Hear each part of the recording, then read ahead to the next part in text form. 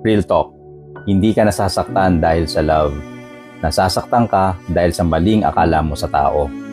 O eto pa, hindi ka niloko ng love, niloko ka ng sarili mong assumptions. Lesson number 1.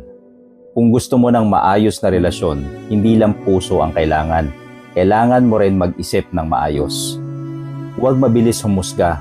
Minsan isang chat lang, isang mali lang, feeling mo kilala mo ng buong pagkatao niya. Red flag yan. Hindi yan seryoso. Pero totoo, kulang ka lang sa understanding. Real talk. Hindi lahat ng nakikita mo, yun na ang buong kwento. Lesson 2. Pride ang sumisira sa relasyon. Ilang relasyon na ba ang nasira dahil sa hindi ako magsosorry, siya na una, bahala siya sa buhay niya. Real talk. Hindi ka matatalo kapag nagpakumbaba ka. Mananalo ka ng tamang tao para sa'yo. Lesson 3. Kilalanin mo muna sarili mo. Bago ka maghanap ng tamang tao, tanungin mo muna ang sarili mo. Ikaw ba, maayos ka? Siloso ka ba? Madali ka bang magalit? Mahilig ka bang mag-assume?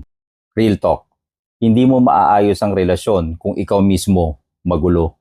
Lesson 4. Huwag lang security ang habulin. Oo, importante ang pera. Oo, importante ang stable. Lahat ng tao kailangan yan. Gusto yan lahat ng tao.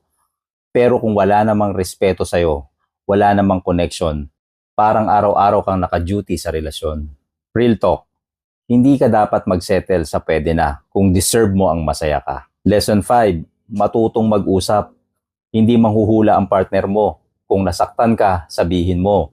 Kung nalilito ka, linawin mo. Real talk. Mas maraming relasyon ang nasisira sa tahimik kaysa sa totoo. Sa huli, ganito lang yan. Hindi mo kailangan maging perfect na tao. Kailangan mo ng taong marunong umintindi. At ikaw, marunong ka ring magbago.